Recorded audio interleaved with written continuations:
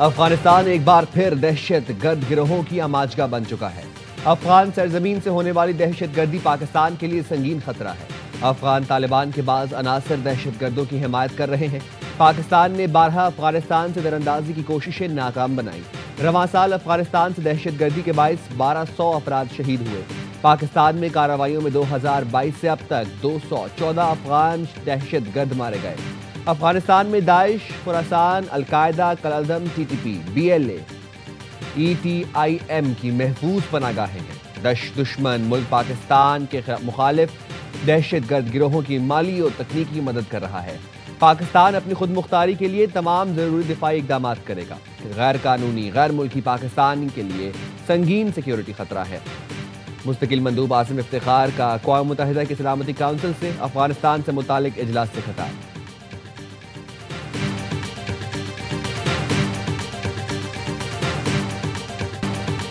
زہر آلود پروپیگنڈا کیا جائے تو ہماری ذمہ داری ہے فوج کا دفاع کریں۔ پاک فوج کی قربانیوں کا مذاق اڑائیں گے تو کون پاکستان کی عزت کرے گا؟ اس سے بڑی ملک دشمنی نہیں ہو سکتی۔ وزیر اعظم شہباز شریف کا قومی علماء کنونشن سے خطاب، کہا ملک جادو ٹونے سے نہیں محنت سے ترقی کرتا ہے۔ ڈیفالٹ کے دہانے پر کھڑی معیشت کو ہم دوبارہ پٹری پر لائے۔ مارکہ حق کے بعد پاکستان تیزی سے ترقی کر رہا ہے۔ فیلڈ مارشل کی قیادت میں افواج نے بھارت کو منہ توڑ جواب دیا۔ معاشی کامیابی کے لیے عسکری اور سیاسی قیادت نے مل کر کام کیا۔ ملک کی ترقی کے لیے دہشت گردی کا خاتمہ ناگزیر ہے۔ فتنہ خوارج اور فتنہ ہندوستان پاکستان میں حملے کر کے ہمارے لوگوں کو شہید کر رہے ہیں۔ سیکیورٹی فورسز کے جوان ملک کے لیے قربانیاں دے رہے ہیں۔ شہداء کی قربانیاں رائیگاں نہیں جائیں گی۔ کنونشن میں chief of defence forces field marshal Syed Asim Munir بھی شریک تھے۔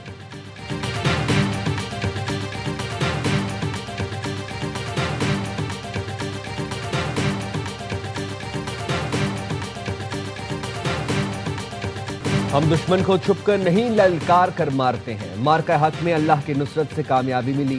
دہشت گردی پاکستان کا نہیں ہندوستان کا وتیرہ ہے۔ Chief of defence forces field marshal Syed Asim Munir کا قومی علماء مشائخ کانفرنس سے خطاب، کہا اسلام میں ریاست کے سوا کوئی جہاد کا حکم نہیں دے سکتا۔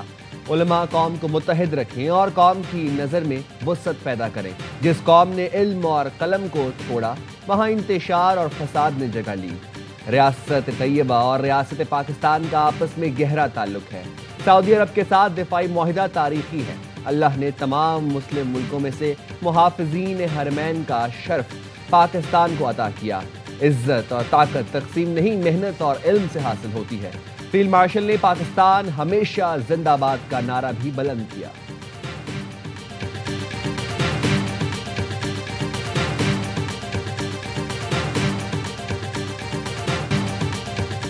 بلاول نے پی ٹی آئی کو سیاسی دجال قرار دے دیا، کہا ایک سیاسی جماعت کی قیادت مسلسل فوجی قیادت کو نشانہ بنا رہی ہے، نوجوانوں کو ورغلانے کا کام کر رہی ہے۔ سیاست اپنی جگہ مگر عوام اور افواج کے ساتھ کھڑا ہونا ضروری ہے۔ Chairman Peoples Party Bilawal Bhutto Zardari کی لاہور میں گفتگو، کہا ہم نہیں چاہتے سیاسی جماعتوں پر پابندی لگے، پی ٹی آئی خود پابندی لگوانے کا کام کر رہی ہے۔ ان کے اعمال گورنر راج لگوا سکتے ہیں، ہم نہیں چاہتے لیکن آئینی طریقہ کار موجود ہے۔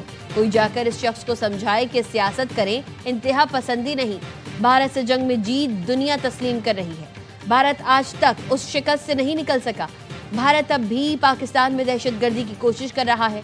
بلاول بھٹو نے کہا پنجاب کے لوگوں سے مجھے ہمیشہ محبت ملی ہے، خوشی ہوگی اگر مریم نواز سندھ سے الیکشن لڑے۔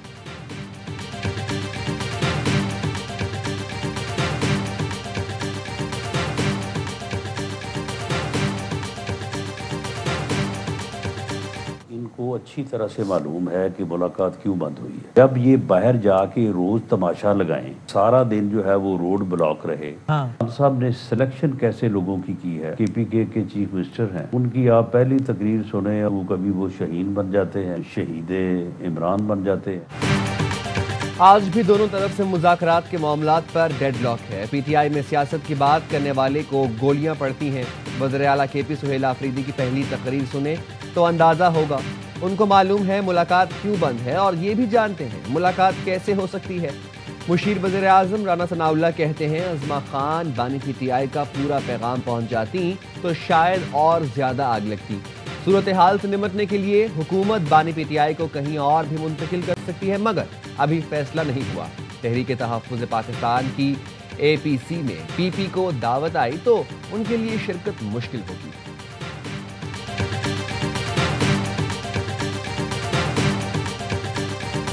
बानी PTI इमरान खान के साथ मुज़ाकरात के तमाम दरवाजे वो बंद हो चुके हैं। अब आपके साथ कोई जमहूरी कुव्वत भी बैठकर बात करने के लिए तैयार नहीं है। हुकूमत का बानी PTI की अडियाला से मुंतकली पर गौर। वज़ीर आज़म के कोऑर्डिनेटर इत्तलात इख्तियार वली ने कहा, PTI चाहती है बानी को किसी और सूबे मुंतकिल किया जाए। हुकूमत ने इस पर गौर शुरू कर दिया। बानी PTI के साथ मुज़ाकरात के तमाम दरवाजे बंद हो चुके। PTI मुल्क को अदम इस्तेहकाम का शिकार करने के एजेंडे पर है। एहतजाज के नाम पर फितना फसाद फैलाने की कोशिश की जा रही है। खैबर पख्तूनख्वा में सूबाई हुकूमत और दहशत गर्दों का गठजोड़ है।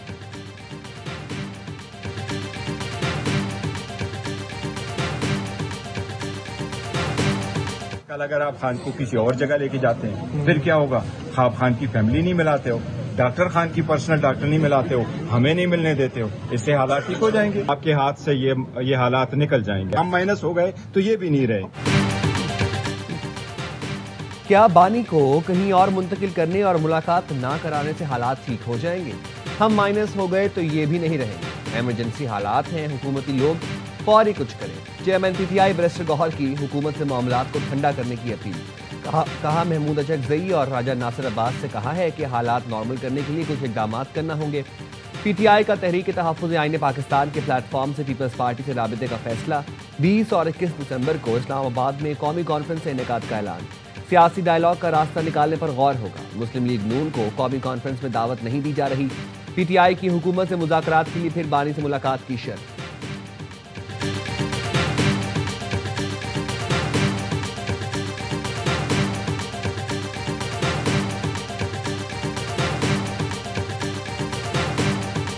ये बात बारहा कह चुका हूँ, प्राइम मिनिस्टर साहब भी कह चुके हैं कि मुज़ाकरात के लिए हमारे दरवाजे खुले हैं। बैठ के बातचीत हो सकती, मगर डिसअपॉइंट मुझे ये किया कि अगर फील्ड मार्शल या अफवाज पाकिस्तान जिन्होंने ये अभी जंग जीती उस इदारे के ऊपर अगर उंगली उठाएंगे, ये हमारे लिए बाइस शर्म भी है। ये एक बहुत ही तकलीफ दह चीज। ऑपोजिशन हालात को वहां ले गई जहां से वापसी नामुमकिन है। मुज़ाकरात के लिए 4 कदम बढ़ाए मगर अब 40 कदम पीछे कर दिया। वज़ीर आज़म और मैंने बार बार कहा कि मुज़ाकरात के दरवाजे खुले हैं। जवाब में कहा गया कि हम किसी और से बातचीत करना चाहते हैं। स्पीकर कौमी असम्बली अयाज सादिक कहते हैं, फील्ड मार्शल और फौज पर उंगलियां उठाना बाइस शर्म है। जिस फौज ने भारत से जंग जीती उनके खिलाफ जबान इस्तेमाल की गई। पार्लियामेंट का फ्लोर फौज और अदलिया मुखालिफ बयान के लिए इस्तेमाल करने की इजाज़त नहीं दूंगा।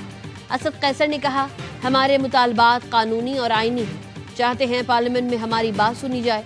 हुकूमत आइन और कानून नहीं मानती। तहरीक इंसाफ मुशावरत के लिए कौमी कॉन्फ्रेंस बुला रही है।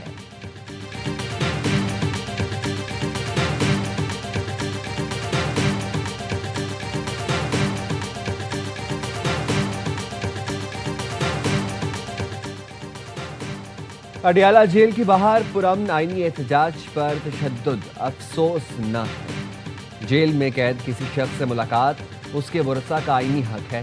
खवातीन पर तशद्दुद ने मरहूमा कुलसूम नवाज पर तशद्दुद की याद ताज़ा कर दी। खवातीन का एहतराम मशरकी और इस्लामी रवायात का हिस्सा है। मौलाना फजलुर रहमान कहते हैं, पार्लियामेंटेरियन और अपोजिशन रहनुमाओं पर तशद्दुद आमरीत की इलामत है। जमहूरी रवायात का मजाक उड़ाया जा रहा है। मुल्क की मजमूई सियासी सूरत हाल इंतशार और तशद्दुद की तरफ बढ़ रही है। मुल्क की मईशत और हालात इसके मुतहम्मिल नहीं हो सकते।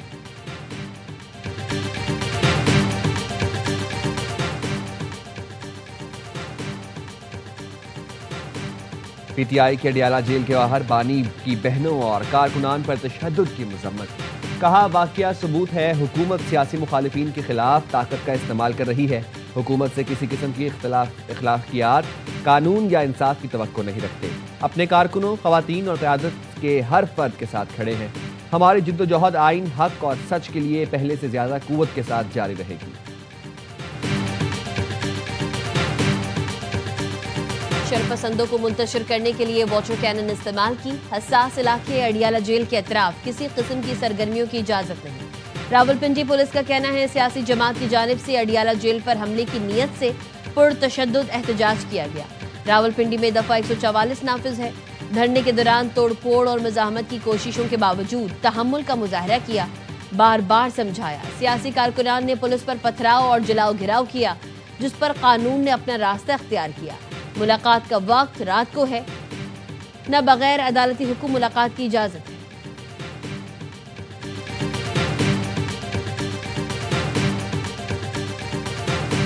نیشنل گیمز میں مختلف کھیلوں کے فائنل راؤنڈز، میڈلز کی جنگ شدت اختیار کر گئی۔ صبح سویرے شروع ہونے والی میراتھن پاک نیوی کے شہباز مسیح کے نام، مقررہ فاصلہ 2 گھنٹے 25 منٹ 23 سیکنڈ میں طے کر کے گولڈ میڈل سینے پر سجایا۔ جوڈو کے ہیوی ویٹ مقابلوں میں اولمپئن شاہ حسین شاہ فاتح، 100 سے زائد کلو گرام کی کیٹیگری میں گولڈ میڈل اپنے نام کیا۔ خواتین جوڈو نے بھی خوب داؤ پیش دکھائے۔ میڈل ٹیبل پر آرمی سر فہرست بابدا اور نیوی کے دستے بھی نمایاں کارکردگی دکھا رہے ہیں۔